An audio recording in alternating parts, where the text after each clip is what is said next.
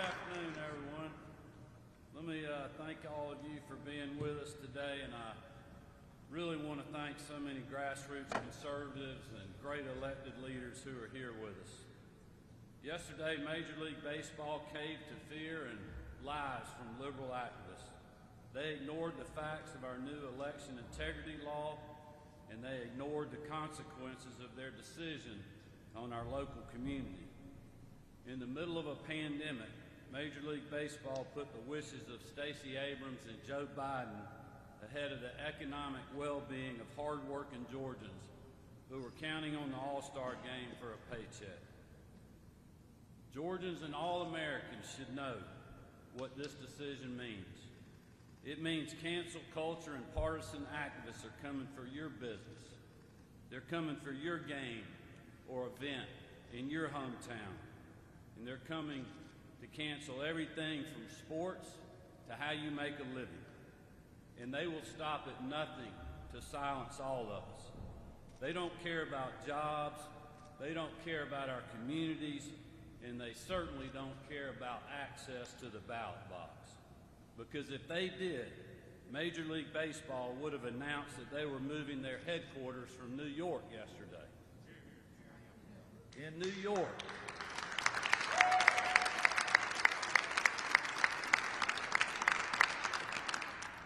In New York, they have 10 days of early voting.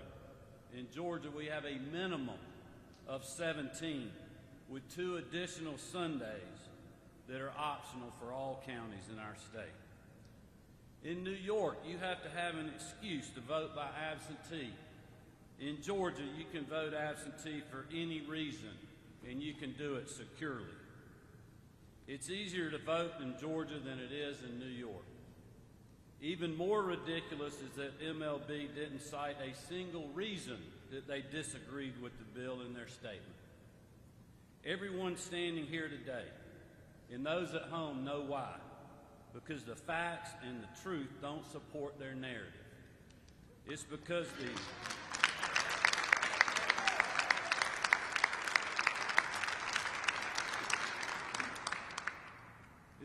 the Election Integrity Act expands access to the polls and ensures the integrity of the ballot box. Then why did MLB move the All-Star game yesterday? Because Joe Biden and Stacey Abrams have spent days lying to Georgians and the American people. The truth is that Joe Biden hasn't read the bill, and Stacey Abrams is raising millions off the fake outrage that she has created. Even the Washington Post has given President Biden 4 Pinocchios for his false attacks on our new law. Not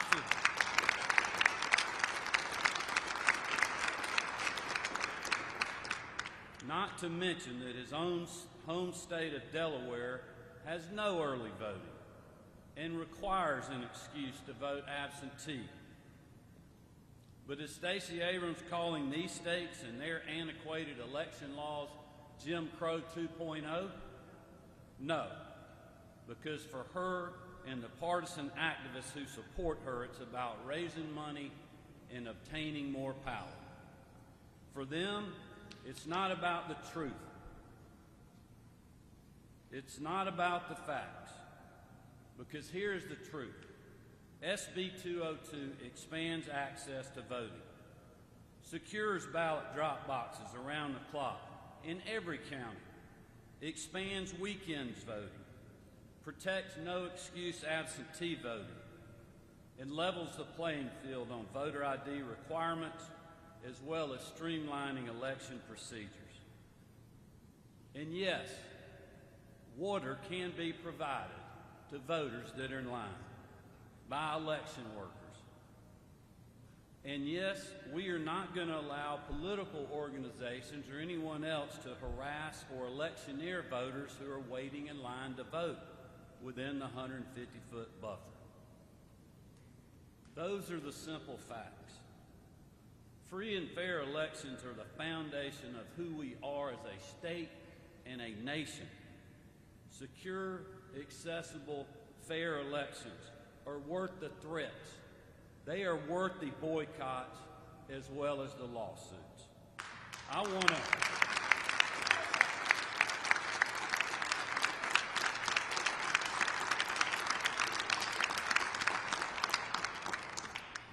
want to be clear.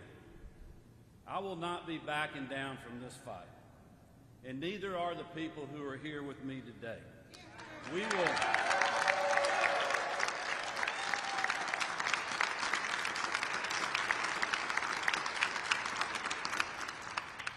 We will not be intimidated, and we will also not be silenced. Major League Baseball, Coca-Cola, and Delta may be scared of Stacey Abrams, Joe Biden, and the left, but I am not, and we are not.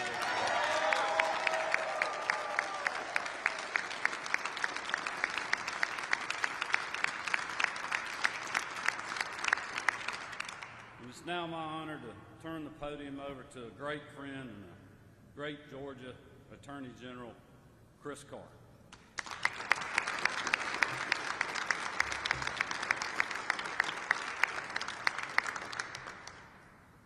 Thank you, Governor. Good afternoon, everybody. Anybody who actually reads this bill quickly sees that it strengthens security, expands access, and improves transparency in Georgia's elections.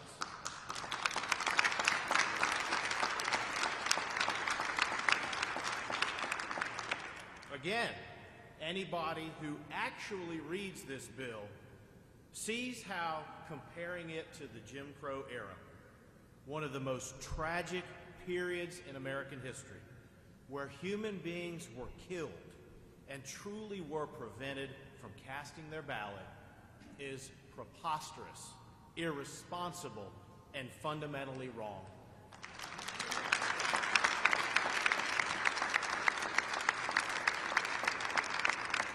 We actually diminish the horrors of Jim Crow when we compare the unjustifiable abuses of those times with a photo ID requirement that applies equally to everyone, to expanded voting hours across the state, and to the assurance that the public has access to our electoral process.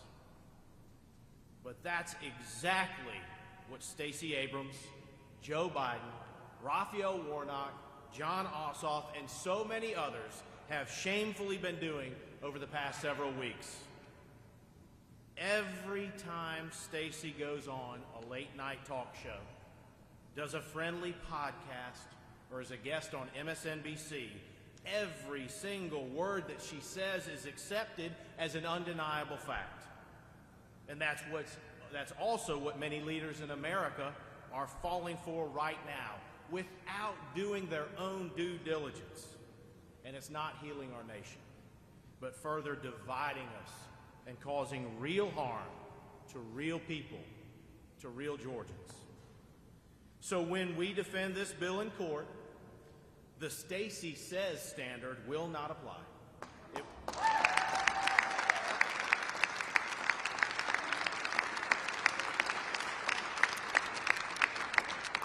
It will all be about the facts and the law. And with that, I want to turn it over to our great congressman from the western part of our state, Drew Ferguson.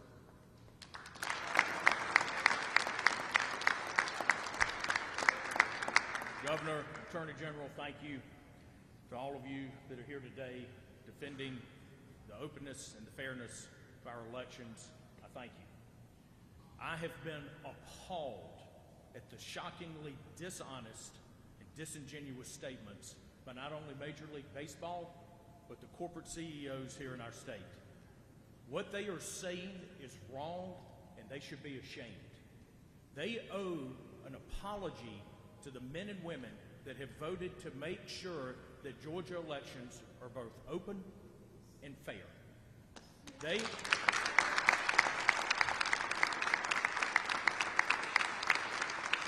It is unacceptable. It is unacceptable for corporate CEOs and other outside groups and organizations to call the men and women of the Georgia legislature racist. That is wrong, and it must end.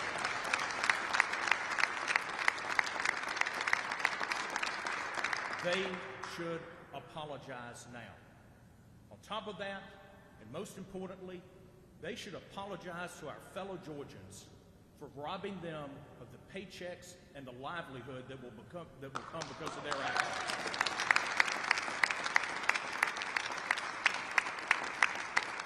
It is unconscionable for a corporate CEO to put himself or herself ahead of the men and women that are working to make their company successful. It is unconscionable for them to make statements that will cause harm to Georgia families, which is exactly what they've done. And we wait on their apology with bated breath.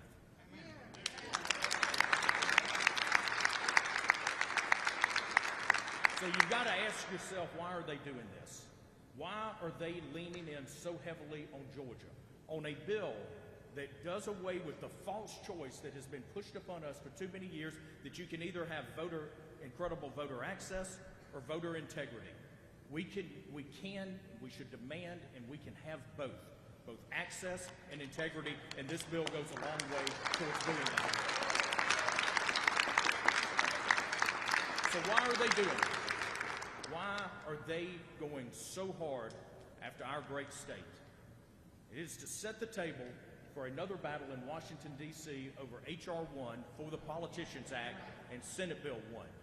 Now, that is a bill that nationalizes the election process. It makes our elections less secure by making sure that all of the voting apparatus is centralized in one place. That is less secure than what we have today. It is a bill that uses money owned by the taxpayers of this country to publicly fund at a 6-to-1 match small dollar donations in federal elections. That means that if you're a Georgian, your tax dollars in D.C. will be going to fund a candidate in New York City. That is wrong. It is a bill that does away with ID requirements to vote. That does not make our elections more secure. It does just the opposite. It is a bill that allows people that are not eligible to vote, that are in this country illegally, it gives them a ballot. That is wrong.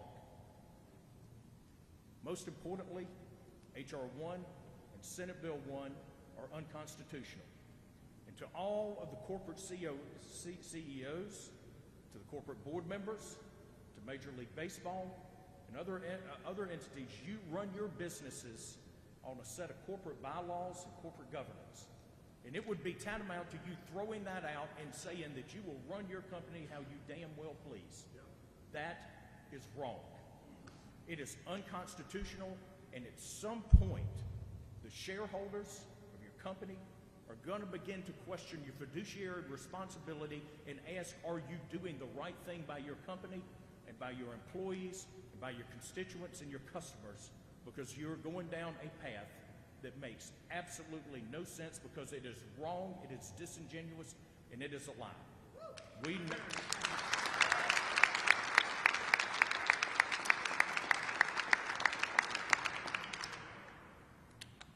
Today, the New York Times put out a piece, 16 points about what was wrong with Georgia's election bill. It is laughable. It is a stretch to be kind, but I expect nothing less from a paper that is wallowing in a gutter of unethical practices and intellectual dishonesty. We have to go every single day after the truth. The Attorney General and the Governor have both said it. We will win this argument based on the facts, not on the false narrative perpetrated by the far left. This is about making sure that every single American has the right to vote and to choose their own future in this country. If these laws go through, you will lose your individualism, you will lose your ability to make a living, you will lose your personal freedoms. We have to stand up against this, and I am proud to stand here with these brave men and women, with our governor and our attorney general, to say, no more, we will win this battle. Thank you.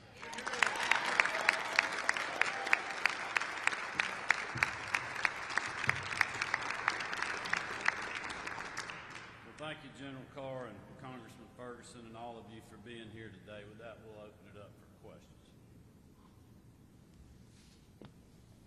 Hi, Governor Kemp. This morning you did an interview in which you stated that had the MLB actually come to you and talked about specific problems they had with the bill, that you'd be happy to do it. I wonder if you can talk about... I'd be happy to discuss it. To discuss it. Now, if they had come to you with specific problems, which parts of the bill would you have specifically been amenable to adjusting or discussing during this process? You're asking me to answer a non-existent question. Which parts of the bill would you have been open to discussion about? That's the point. No one has brought up any specifics in the bill. If you look at all the statements that are out there, look at all the statements, not one complaint.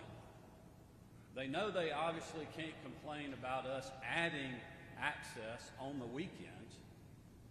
They can't complain about us using a voter ID requirement in Georgia, which you can get a free one if you don't have one. We've been doing that since the mid-2000s for in-person early voting, where prior to this election, 97% of the people, 95% of the people voted that way, instead of using an arbitrary signature match that was problematic, took forever, and was driving our local elections officials crazy because we had a 351% increase in absentee ballots.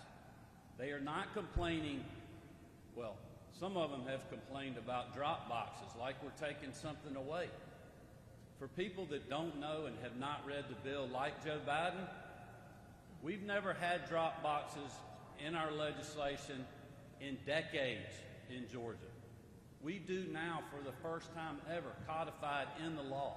They were used last election because of an emergency order by the state election board, not by the members of the General Assembly standing behind me. We have done that this year.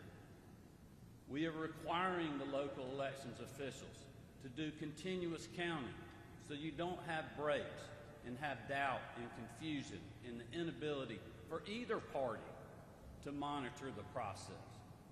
No one has said anything about any of those provisions. The ones that have complained about the water issue are factually wrong, including the president. A voter can bring food, they can bring water, they can order a pizza while they are standing in line. But we're not going to let the NRA or the Sierra Club hand out pizza or water to people that are in line within the boundaries specified in the law. If you're 1 foot over that boundary, you can set up a table and hand out water, pizza, or whatever else you want.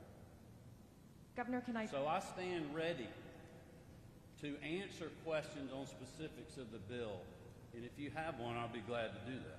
That would be great. I was wondering if you could respond to some of these following specifics on how they do not restrict voter access, such as the banning of mobile voting centers like the ones used in Fulton County. You said the codifying of the drop boxes that had not been in law before, but effectively reduces the number of them compared to what was used in the November election in Fulton County. Reducing the amount of time for voters to request absentee ballots and banning the automatic mailing of applications for absentee ballots to voters. Well, I would tell you that I think all of these things, there's plenty of legislators that can talk to you individually after the press conference, but I know myself and a lot of them got a lot of these questions. First of all, on the drop boxes, there's a very simple formula that is now going to be used on the drop boxes for all counties.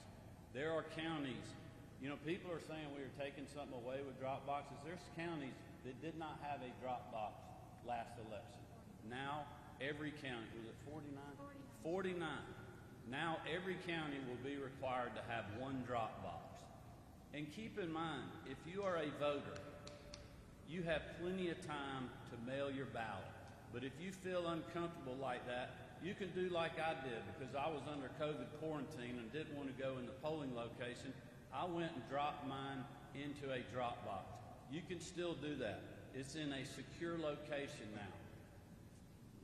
Even the days leading up to when it's very close to the election, you can take your ballot and hand it off to the local elections official if you don't feel like you're going to have time to mail it.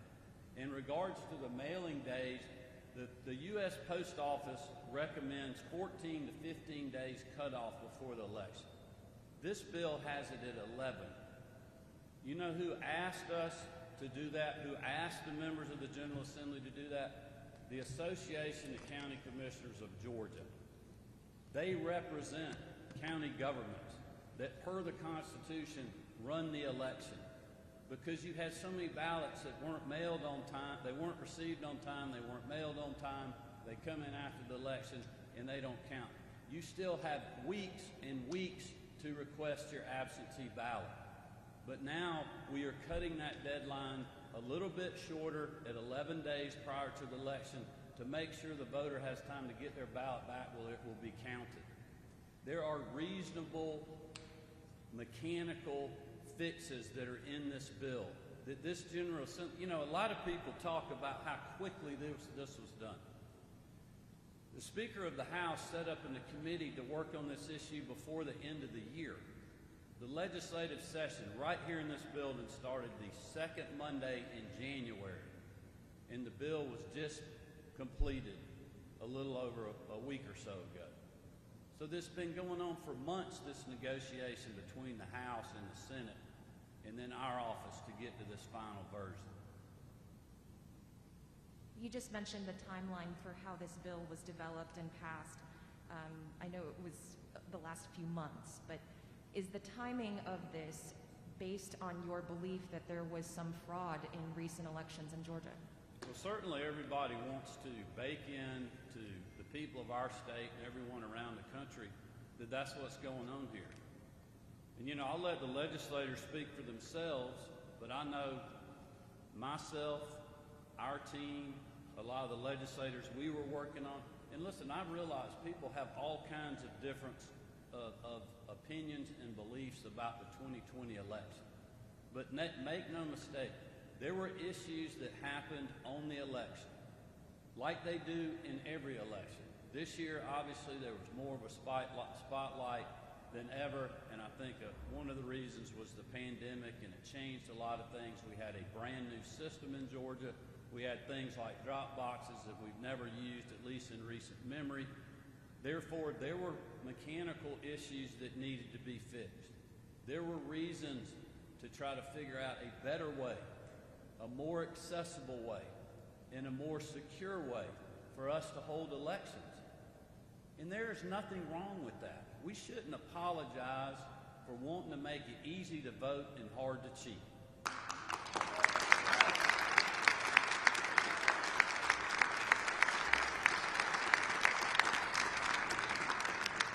Now, if we were making it less easy to vote and harder to cheat, then maybe there's an argument for boycotts and protests and moving all-star games. But that is not what happened.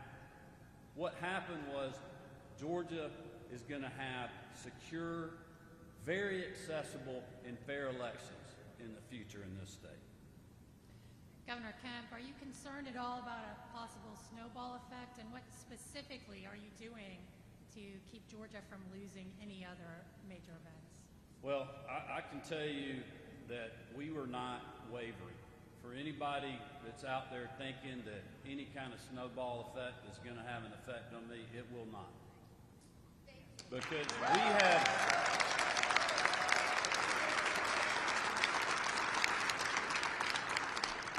we have worked in good faith with the business community, with the chambers of commerce, with some of these same companies that have flip-flopped on this issue. We have worked with their folks, and they knew exactly what was in this bill. And I'll let prior statements and statements after that speak to that fact. But I know in my heart what is in this bill. This bill is creating more accessibility and for us to continue to have better processes in the state that are secure for every voter, no matter who you are. And I don't think we need to apologize one bit for that.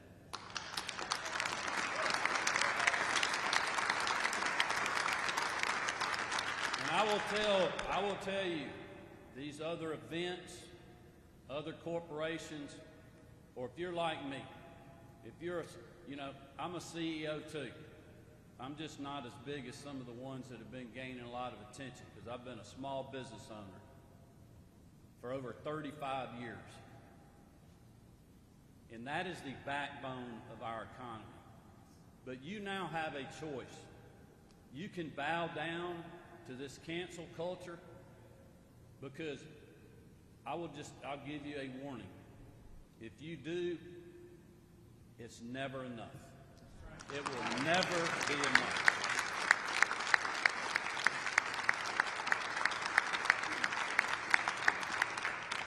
Now is the time for us to speak out and hold people accountable. And I'm so appreciative to the many companies and many strong individuals that we have worked with right here in this building that have not done what other people have done because they know what the truth is. I want to thank them for standing strong.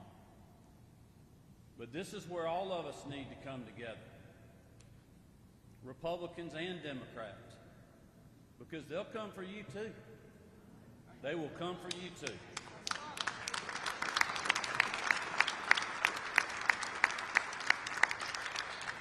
Governor Kemp, thanks for taking questions. My question's about some of the earlier drafts of this bill during the legislative session that did take away Sunday voting, that did eliminate no excuse absentee voting. Does that speak to you to any of the original intent of some of this legislation as far as access to the ballot box? Look, I think you make a great point. That's what the other side thought we were going to do when they reserved Jim Crow 2.0 weeks ago. They wrote the playbook for how they were going to react and how they were going to pressure people based on what they thought was going to be in the final version of the bill. But I give a lot of credit to our team, to the Speaker of the House, to the leadership in the Senate, and the members of the General Assembly that kept giving and taking.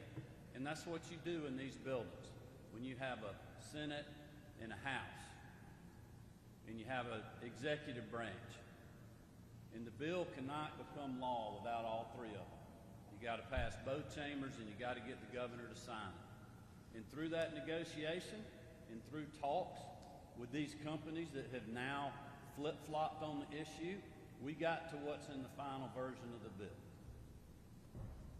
And that is what's law, not what somebody was going to do. Governor, thanks for taking questions. Your campaign, I have seen, has already started to campaign off of MLB moving the game. Democrats have already started politicizing Senate Bill 202, which you signed. What do you make of this politicization, and what kind of impact do you think it'll have on the 2022 election cycle? Hey, I'm in the fight, politically and as the governor of the state of Georgia.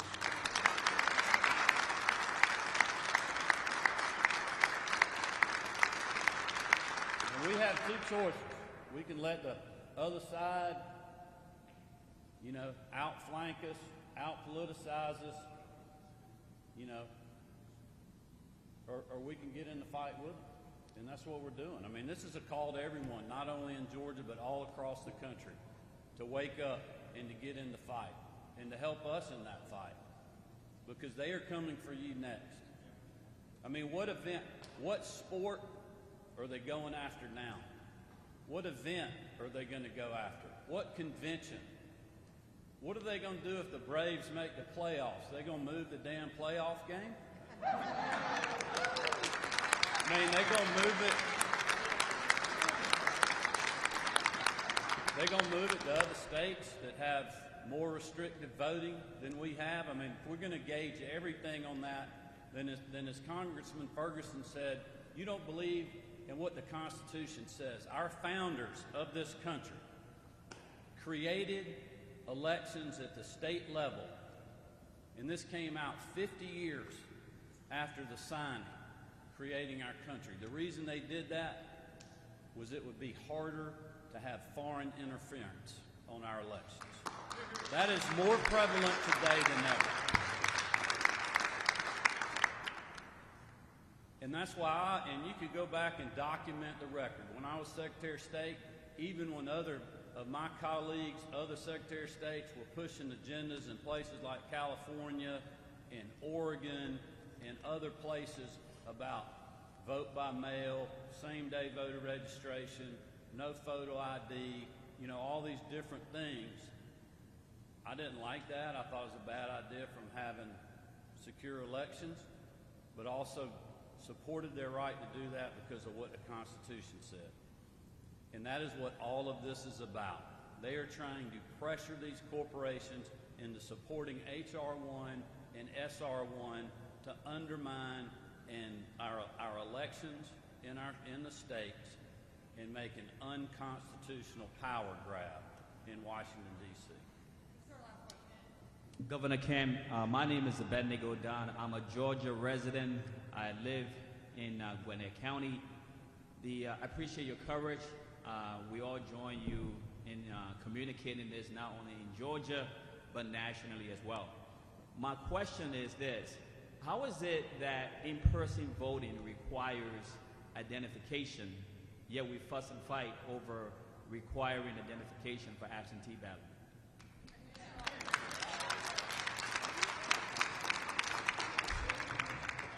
Well, thank you for that, and thank you for being here. And I think you make a very good point about the photo or voter ID requirement. And I will just tell you, on behalf of a lot of my friends in the General Assembly, some of them that I served with myself when I was in the legislature, there has been a lot of thoughtful discussion about how we do that and answer those questions. Well, what if you don't have a copy machine at your house and you can't include a photo ID?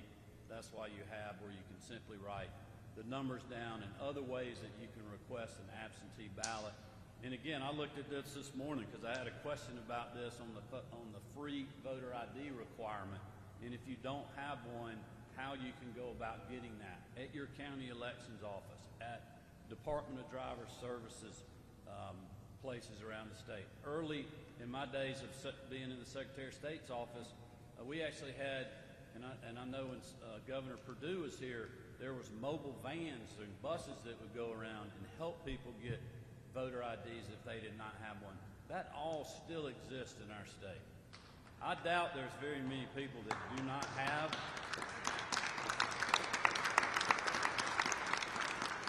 I doubt there are many people that do not have an ID, but for those that may be in that situation, if they're elderly or whatever the situation may be, there are easy remedies to fixing that situation to make sure that everyone can vote, but that they can do it securely, which is one of the greatest rights and opportunities that we have as Georgians and Americans.